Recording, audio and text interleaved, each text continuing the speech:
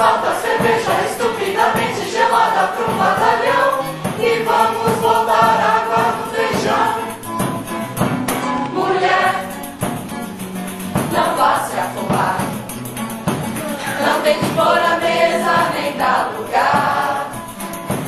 Põe os pratos no chão e o chão tá posto, e prepare as linguiças pro tira-gosto.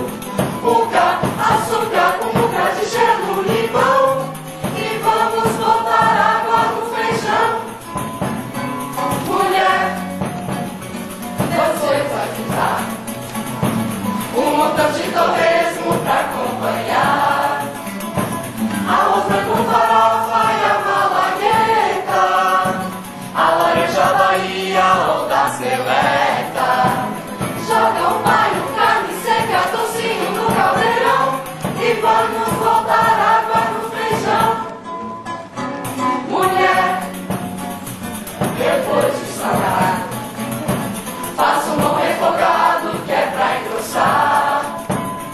Aproveite a gordura da frigideira pra melhor temperar a couve mineira. Diz que tá dura, pendura, fatura no nosso irmão e vamos